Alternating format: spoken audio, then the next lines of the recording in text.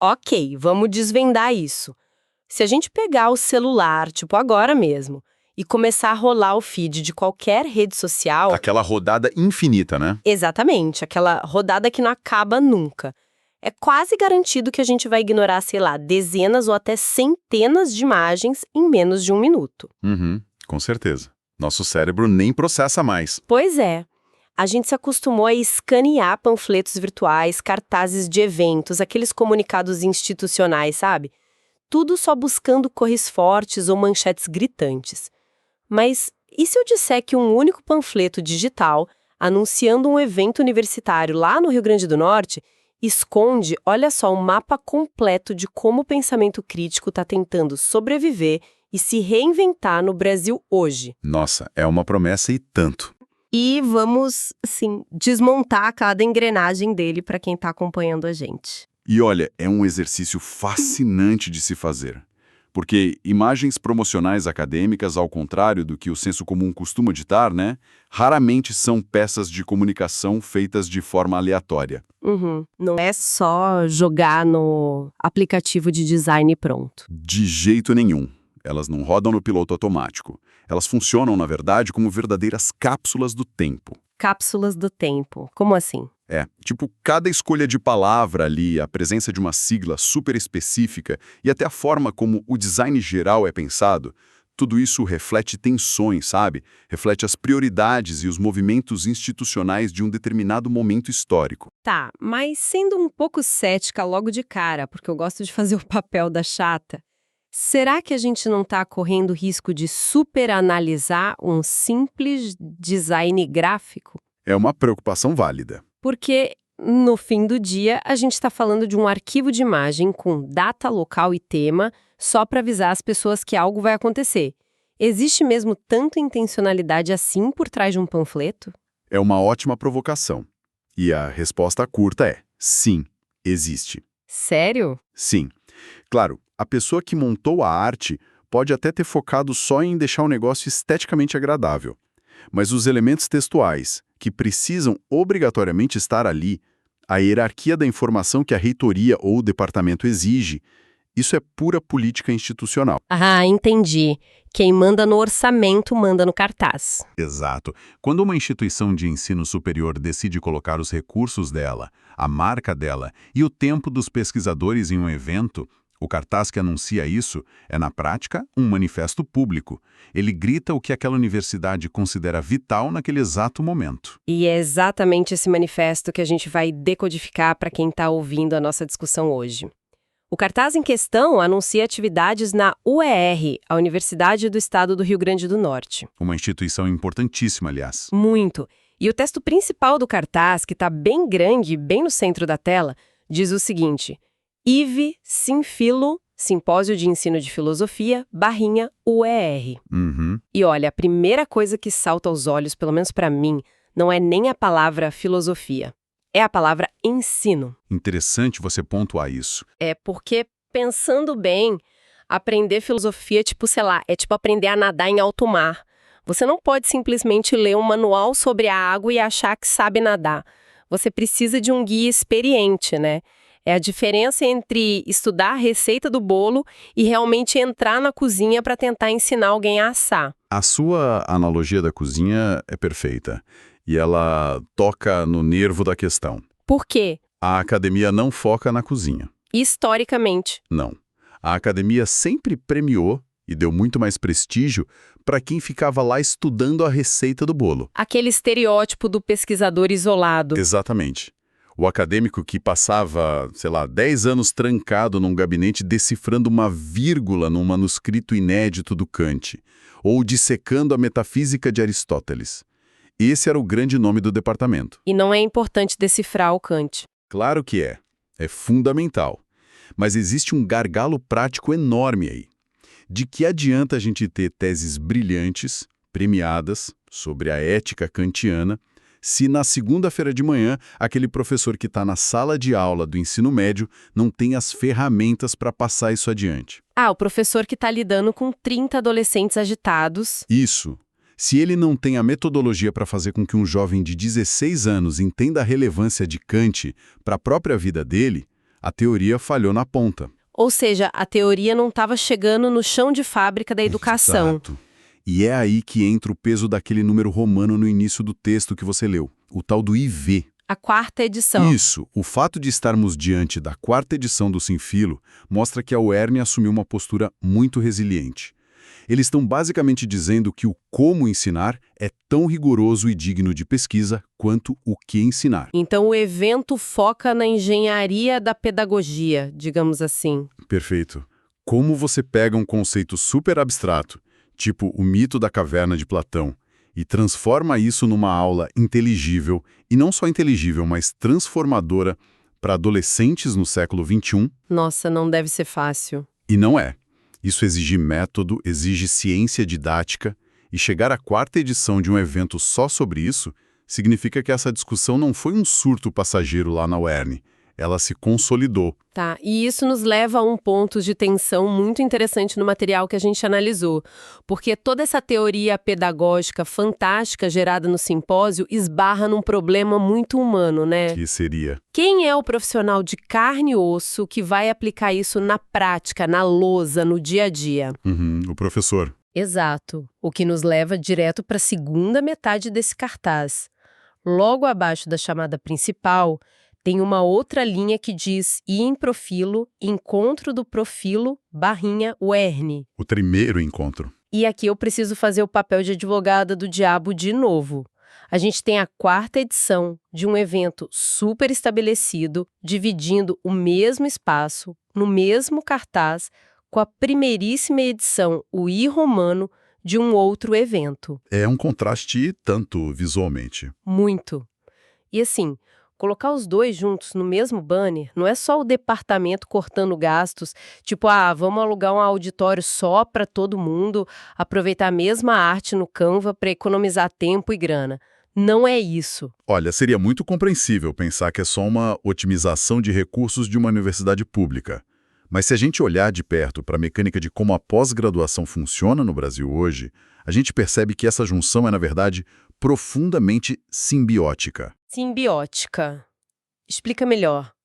A chave para desvendar esse mistério está na sigla Prof.Philo, que significa mestrado profissional em filosofia. O profissional. E isso muda completamente o jogo, entende? Espera, para quem está fora da bolha acadêmica e está acompanhando a gente agora, qual é a diferença prática, no dia a dia mesmo, entre um mestrado comum e esse tal de mestrado profissional? O que muda na real? Muda o produto final e muda o foco da pesquisa. Tá, no mestrado tradicional é o quê? No mestrado tradicional, aquele que a gente mais conhece, o objetivo principal é formar um pesquisador. A pessoa passa 2 anos investigando um tema super denso e, no final, escreve uma dissertação de 150, 200 páginas. Aquela que pouca gente lê, vamos ser sinceros. Que vai contribuir muito para o avanço teórico da área, mas que acaba restrita às prateleiras das bibliotecas universitárias, né? E o profissional? Já o mestrado profissional é desenhado especificamente para quem já está com a mão na massa no mercado de trabalho. No caso do Prof.Philo, ele é voltado exclusivamente para os professores que já estão dando aula na educação básica. O pessoal que está no front. Exatamente. O objetivo não é apenas escrever uma dissertação teórica, mas criar um produto educacional, algo que possa ser aplicado imediatamente na escola. Produto educacional. Tipo o quê? Um material didático novo, uma apostila? Pode ser. Pode ser um material didático, mas vai muito além. Pode ser um jogo de tabuleiro para ensinar lógica argumentativa para crianças. Nossa, que incrível! Pode ser uma sequência de podcasts sobre ética para passar para os alunos ouvirem no ônibus, ou um roteiro de debates simulados para a sala de aula. O foco é resolver problemas reais, dores reais do cotidiano escolar. E o mais legal é que é uma pós-graduação que atua em rede nacional. Como assim em rede nacional? O Profilo conecta professores de diversos estados do Brasil sob o mesmo guarda-chuva metodológico. Caramba, isso gera um aha moment gigantesco para mim, porque assim, a filosofia sempre teve esse estigma de ser um esporte de elite, né? Muito. A imagem do filósofo é sempre muito elitista. A gente imagina textos lidos em gabinetes fechados, sendo discutidos por pessoas de terno em universidades europeias super antigas. Mas esse cartaz, ao juntar o sim filo e o em profilo, é na verdade uma declaração pública de que a filosofia está descendo para o campo de batalha da escola pública brasileira. Precisamente, você matou a charada. O simpósio discute a teoria de como educar e o encontro foca no trabalhador que vai executar isso tudo. O cartaz diz isso de forma visual, a teoria pedagógica e a prática do professor no Brasil são coisas indissociáveis. O fato do I-Encontro nascer dentro do IV-Simpósio demonstra que a reflexão sobre o ensino amadureceu tanto na instituição que gerou a necessidade inevitável de discutir a própria identidade da categoria. As dores de quem ensina. Exato. É a profissionalização do professor de filosofia finalmente ganhando os holofotes acadêmicos. Tá, mas me diz uma coisa. Como que esse conhecimento é efetivamente construído lá dentro? Porque o cartaz não é apenas um aviso passivo. Ele tem uma chamada para ação muito clara ali na parte de baixo. Tem sim bem específica. Logo abaixo dos nomes dos eventos, a gente lê as seguintes palavras: inscrições e submissões abertas. Acesse o nosso site no link abaixo. E eu confesso que lendo isso agora com esse seu novo olhar, parece que eu nunca tinha entendido o peso real dessa frase. Muita gente passa abatido por isso. A gente sempre lê a palavra submissão como se fosse uma burocracia, né? Um formulário chato na internet que precisa ser preenchido, um PDF para enviar. Mas, na verdade, no mundo acadêmico tem uma diferença abissal entre ser inscrito e submeter algo, não é? Uma diferença simplesmente colossal. Essa distinção é o coração de como a máquina da ciência e das humanidades realmente gira. Explica isso pra gente. A palavra inscrição, na grande maioria das vezes, é um convite passivo. É para quem quer sentar na plateia, do auditório, ouvir os grandes especialistas falarem, absorver aquele conhecimento e fazer anotações no caderninho. O que é ótimo, claro. É fundamental, todo mundo precisa absorver. Mas a palavra submissões, essa sim é a verdadeira força motriz do evento. É o motor. Isso. Submeter um trabalho é decidir que você não quer apenas ouvir, você quer falar. Você quer colocar a sua própria pesquisa, a sua experiência ali da sua sala de aula, à prova, diante dos seus pares. Então, fazendo uma ponte para quem nos ouve e trabalha no mundo corporativo, essa fase de submissão seria basicamente o equivalente a um pitch aberto, né? Uma excelente analogia. É o momento em que você vai lá e apresenta a sua ideia de projeto e a melhor ideia ganha o espaço no palco, independentemente de você ser um professor novato que acabou de pegar o diploma ou um veterano com 30 anos de lousa. É uma arena de ideias. É literalmente uma arena. E o mecanismo que garante que essa arena seja justa é o que a gente chama na academia de revisão por pares. Ah, o famoso peer review. Que, na maioria dos eventos sérios, como esse, é feita às cegas. Funciona assim. O professor lá do interior envia o artigo dele sobre, digamos, uma nova técnica para ensinar filosofia política usando letras de rap. Genial, adorei a ideia. O comitê do evento pega esse texto, apaga o nome e a afiliação do autor, para ninguém saber quem escreveu, e envia para 2 ou 3 especialistas da área avaliarem. Então quem lê não sabe se é o texto do reitor ou do estagiário. Exatamente. O que está sendo julgado ali é puramente o rigor do método e a força do argumento. Se for bom, se parar em pé, é aprovado para ser apresentado. É uma forma de democratizar a voz dentro da universidade, então. Evita que o evento vire apenas um monólogo da panelinha daqueles mesmos figurões de sempre. Com certeza. Quando o cartaz estampa submissões abertas para todo mundo ver, ele está revelando que o evento é um caldeirão de produção de conhecimento coletivo. O conhecimento ali não vai ser transmitido de cima para baixo. Ele vai ser forjado no calor do debate. As pessoas vão debater o rap na aula de política. Vão ouvir a ideia do rap, vão criticar, vão sugerir melhorias, apontar falhas, e é assim que a área da filosofia avança como um todo. É fascinante perceber que, por trás de 2 palavras aparentemente tão chatas e burocráticas, existe toda essa dinâmica de validação e criação intelectual, né? É um ecossistema muito rico. E sabe aquela história de que a primeira impressão é a que fica? O design? Na academia, o design do cartaz é literalmente o primeiro argumento do debate.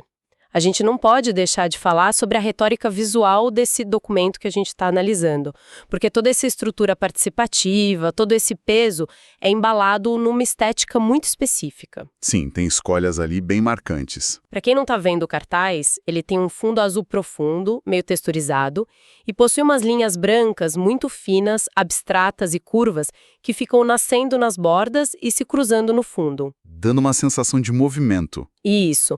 E na parte de baixo, para ancorar tudo, a gente tem os logotipos. Tem o logotipo oficial e pesado da UERN e o logotipo do Profilo. E o logo do mestrado traz um símbolo inconfundível para qualquer fã de mitologia, que é uma coruja toda estilizada. A estética é justamente o lugar onde o discurso racional que a gente está debatendo encontra o impacto emocional. Nenhum desses elementos está ali só para preencher o espaço em branco do Canva. Vamos começar pela coruja, que eu acho sensacional. É um clássico. Sim, na mitologia grega, a coruja é o animal que sempre acompanha Atena, ou Minerva para os romanos. Ela é a personificação absoluta da sabedoria. Mas o que eu acho mais genial em usar a coruja como o símbolo de um mestrado em filosofia é a biologia do próprio animal. A biologia? Como assim? Pensa comigo, a coruja tem a capacidade de enxergar com perfeição na escuridão. Ah, sim. O que é uma metáfora brilhante para o próprio papel do pensamento filosófico, não acha?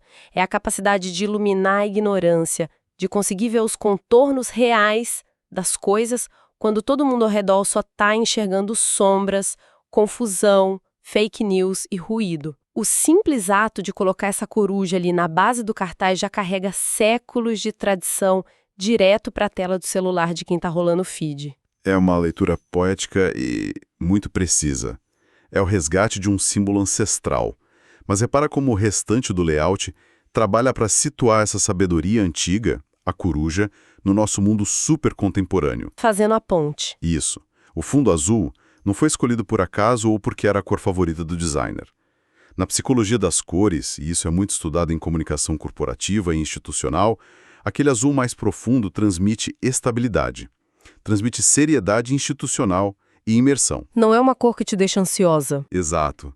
Não é um vermelho frenético que pede que você compre algo com urgência imediata.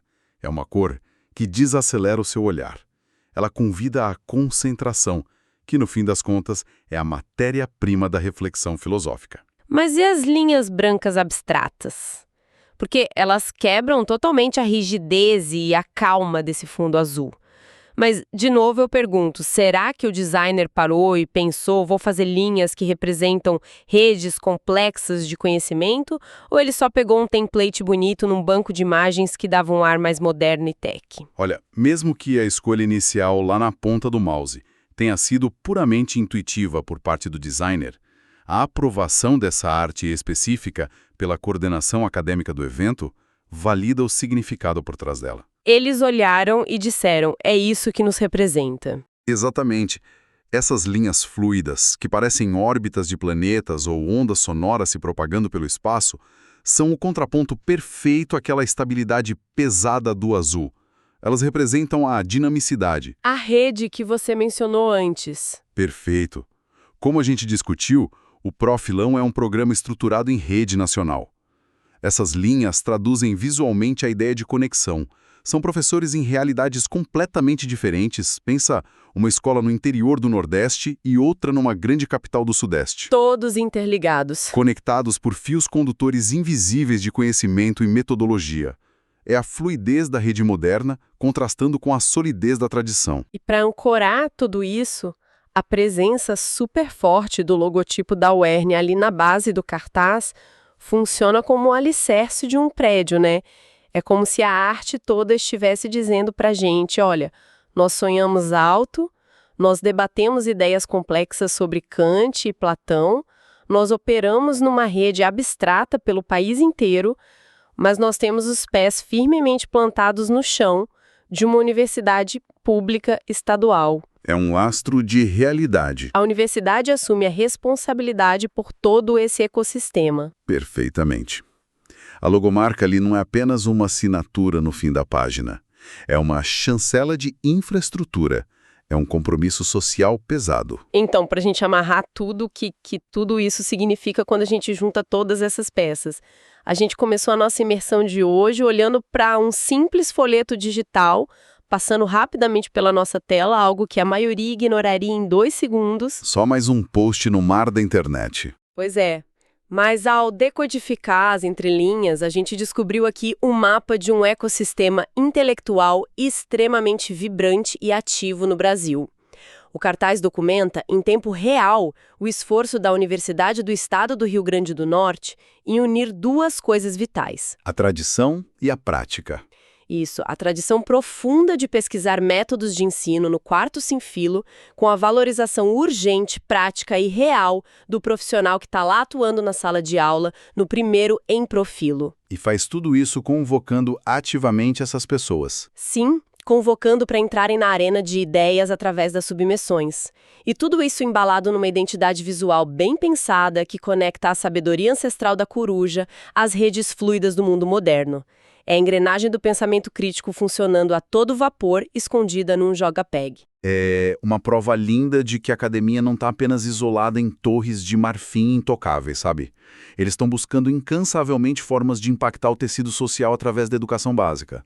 É ver o ensino como um organismo vivo mesmo. Bom, e para encerrar nossa imersão de hoje com a cabeça fervilhando, depois da gente mergulhar em toda essa estrutura montada para debater e aprimorar como a filosofia é ensinada e como o professor é valorizado, que pensamento provocativo a gente pode deixar ecoando para quem acompanhou a gente até aqui? Acho que existe uma reflexão quase que inevitável aqui. Qual? Pensa comigo. Se a filosofia é considerada por tantos como a base de todo o pensamento crítico humano, a ferramenta mor que nos ensina a questionar, a argumentar com lógica, a compreender perspectivas que são diferentes das nossas. O alicerce de tudo. Sim. E se eventos tão robustos e sérios como o Sinfilo e o Emprofilo precisam existir justamente para investigar as melhores metodologias de como ensinar essa base, isso diz muito sobre o nosso presente, não diz? Onde você quer chegar? Nós vivemos hoje numa sociedade imersa numa extrema dificuldade de debater ideias. A gente vê uma polarização super agressiva, uma incapacidade quase que generalizada de lidar com argumentos contrários sem levar a coisa para o lado pessoal, para a ofensa. É a cultura do cancelamento, da gritaria, ninguém mais se escuta. Exato. Então, até que ponto essa fratura moderna na nossa comunicação não é, na verdade, um reflexo direto de não termos sido ensinados a pensar filosoficamente desde o início da nossa formação escolar? Nossa. Talvez o que esses professores de filosofia estejam tentando construir hoje, nesses eventos, nessas submissões, seja exatamente o antídoto, de longo prazo, para a nossa era de ruído. Fica aí o convite para quem está nos ouvindo, investigar as próprias formas de aprender, como você constrói os seus argumentos no dia a dia e, acima de tudo, como você escuta quem pensa radicalmente diferente de você. Uau! Um checkmate perfeito para fechar nossa análise de hoje. A gente termina a conversa olhando não mais apenas para o cartaz de um evento no Nordeste, mas para a forma como nós mesmos construímos as nossas próprias defesas intelectuais no nosso cotidiano. É uma viagem e tanto. Foi uma jornada fantástica e de um simples banner ignorado no feed até as raízes de como o pensamento crítico é forjado e distribuído no Brasil hoje. Fica o lembrete para que da próxima vez que uma imagem dessas cruzar a tela de quem acompanha a gente, haja um segundo a mais de atenção. Atenção a esse universo de trabalho, de tensões e de significados que ela esconde. Olhem com calma. Continuem questionando o que parece óbvio, pessoal. Continuem buscando as entrelinhas e mantendo essa curiosidade sempre acesa. Até a próxima imersão profunda.